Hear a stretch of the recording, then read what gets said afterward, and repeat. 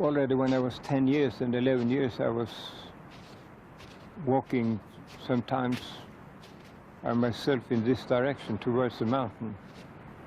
Already then, I looked upon this mountain as a kind of benevolent, great father.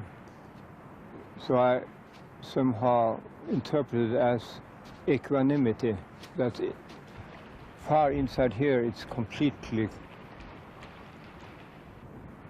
not harmony is too strong word, but at least you are in balance. There's a balance inside here, and this big mountain, this great mountain, I mean.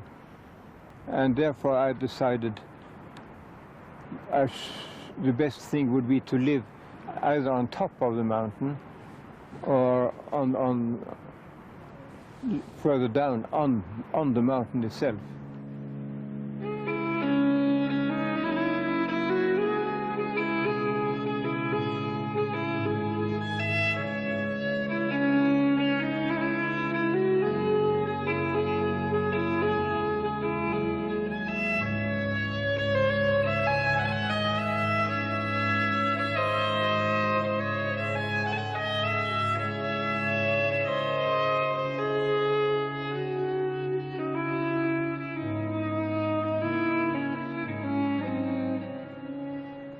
Perhaps people coming from other countries visiting Tvergastrand think that there are many huts privately owned on this level, but there's nobody else. It's the highest privately owned hut.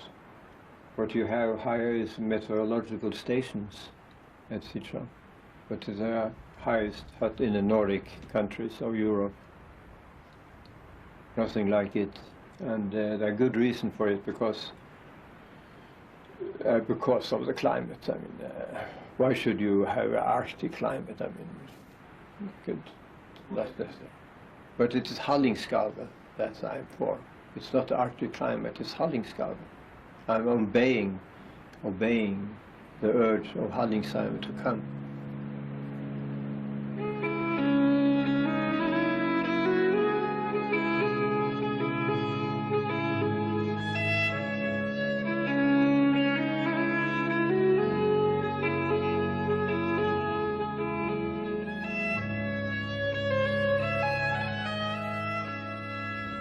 But the impression he made was of someone vastly more alive than the average person, far more joyful, and in fact very similar to the Tibetan people that I had lived with in the Himalayas.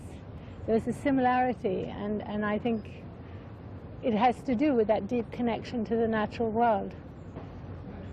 And so when you meet Arne in person, there's a kind of playfulness that you also see, that I see in a lot of Zen teachers, playfulness, and his playing with language, his playing with words, and his ability to engage in a kind of dance with deep ecology.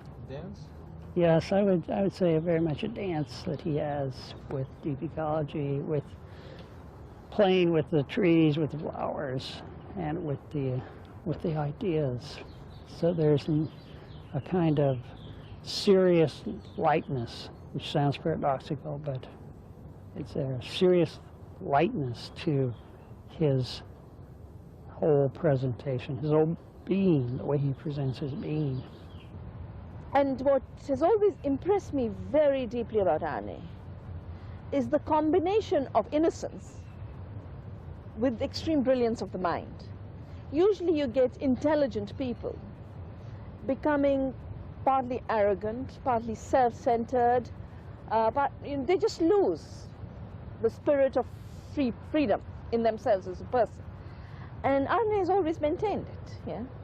He is so childlike in his enjoyment of every moment of life.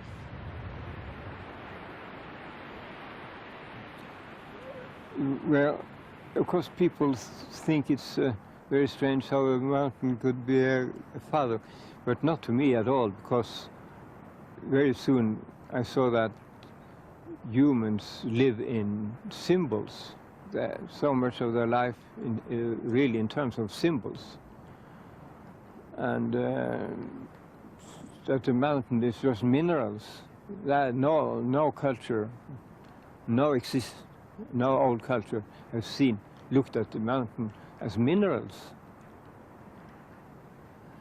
On the contrary, they have always looked at very strong symbols. For instance, the contact between the earthly life and heaven. And gods are very rarely thought of to live anywhere. They live in heaven, or they live on top of mountains, or are mountains. So some mountains are holy in so many cultures, and you speak to them, you ask them for good advice, and so on. Only a mountain can get me that view, this fantastic horizon, and where you feel also powerful at the same time as you are very, very small. And that's important philosophical, that the less you are in relation to your surroundings, the stars and the mountain, the more you intensely feel that you somehow symbolically get part of it. You get greater, you get on par with it, you get feel good with it. So the more tiny you are, the more, in some sense, you are together with something great, and therefore get something of that greatness.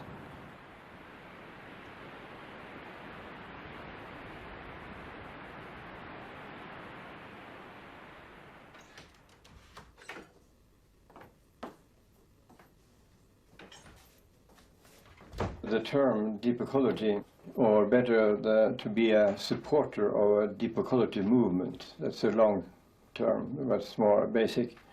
That is to join in activism to get rid of the ecological crisis, to join on the basis of your life philosophy or religion. That's to say, your motivation comes from your total view or your philosophical or religious opinions, so that you feel when you are working in favor of free nature, you are working for something in yourself that demands changes, and so you are motivated from what I call the deeper premises. You go all the way back. If we ask you, why do you do this? Why? The supporters of deep ecology movement do not stop with, for instance, it's bad for the health. When you have such pollution, it's bad for this, bad for that. You do not talk so much about pragmatic, what you call pragmatic goals, as that it cannot be done. We cannot live as we do. It's against my deepest concern for myself, as well as for nature itself. And these supporters then have a job to do together with others, which we call then mostly the reformist people, who say this is what's going on in order to overcome the crisis has to do with practical things, technology and other things, and you need not go back to your own philosophy or your own religion. That's unnecessary. So it is those who go all the way back to what I call the ultimate premises, they are generally in favor of very harsh policies that seem to make a lot of trouble for you, but they say, if it's necessary, and no car. If it's necessary, I'll not go by airplane in my vacations. I will not so and so, and I need now such and such project which require a lot of energy or to be made. So it flows from their inclination to live in a way that is universalizable. Deep, long-range ecology movement, deconstructing those phrases, first of all, it is a movement. It is a social movement. It is not an ideology. It is not a specific church. It's not a specific religion. It is a social movement. Social meaning people working together in community. It is based upon ecology, the relationship between organisms and their habitat. It is long range because it does not attempt in this movement to discount the future, but to take in account potentialities and possibilities of evolution of the system. And it is deep in that it encourages participants to ask questions of why. Most importantly, why am I here?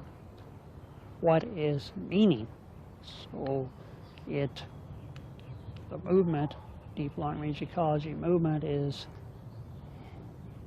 if we're basically a search for meaning in a world of fact.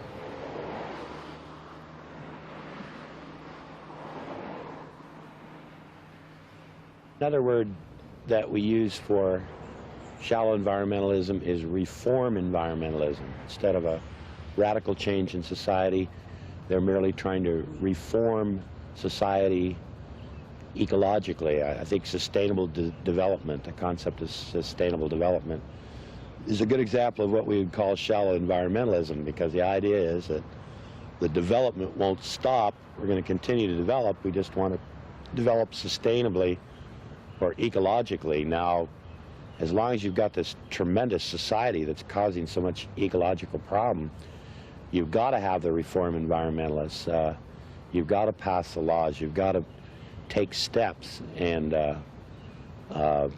without the shallow environmentalists, I think we would have lost just about everything by now. So we're very indebted to this type of work that the reform environmentalists are doing. It's absolutely crucial. The deep ecology point is that it's not enough. We've got to go beyond that and start making fundamental changes in society.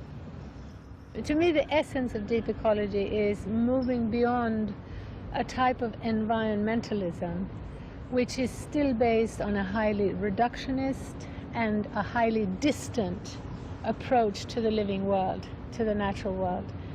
To me, the essence of deep ecology is an expression of the need to develop our deep spiritual and both spiritual, intellectual, and physical connection to the living world around us, to the cosmos.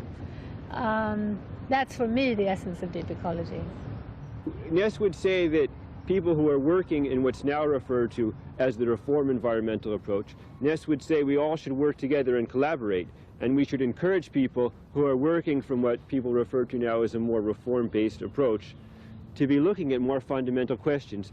That when one decides that, say, recycling or energy efficiency improvements or certain improvements with respect to farming are enough, they may not be enough, because even organic farming could encroach upon wilderness areas. Or when you're recycling, you're actually, taking a consumer-based product and then trying to reuse certain elements. But maybe it makes sense to not even think about using that product in the first place. So Naess would always argue that we need to engage more fully in terms of questioning all of our actions in life from this deep questioning perspective. But to me, self-realization is realizing ourselves as a part of an intricate web of living relationships. And I believe that to be, as it were, our true selves. I believe that many ancient traditions have taught that truth. That is the essence at the heart of many spiritual traditions, that we are at one with the cosmos, with the living world. And when we cut ourselves off from that reality, when we allow ourselves to think of ourselves and to live in a way where we feel separated from that, we become frightened little selves. We become very needy of power and control. We feel inadequate, we feel inferior, we feel unseen, unheard, and in that process we become often hungry for power, hungry for control. When, on the other hand, we allow ourselves, and I think it's very important for children to grow up in this way, when we develop a sense of self in relationship to the living world, when we grow up in contact with the animals, with the soil, with the water, with the trees, and more relating to and experiencing that, particularly as part of everyday life, then we realize ourselves as part of something alive, as part of something much bigger than ourselves. And it's a very joyous experience. It's a very positive experience. I think the problem with humanism is its arrogance and its hubris.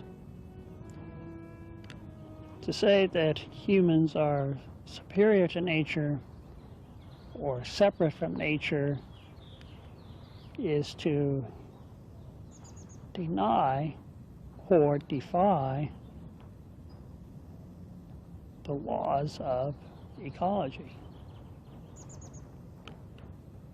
Humans have crossed from the first world of nature into the second world of culture. But to say that it is the destiny of humans to control something that is larger than ourselves, to control a system which is larger than ourselves, is to place humans as basically gods on this planet. The deep long-range ecology movement sees humans as having very unique qualities, very special qualities. There's nothing in the deep long-range ecology movement that is anti-human, that denigrates humans either as individuals or as communities or as a species. The critique of modernism and of humanism in the deep long-range ecology movement is that humanism has confused bigness with greatness. Humanists attempt to develop bigger societies, bigger technology, mega technology, and claim that with bigger technology, humans are becoming greater. Greatness in deep ecology is cultivated through understanding of humility, that humans are plain citizens, in the words of the ecologist Aldo Leopold, plain citizens of natural systems, not lords and masters.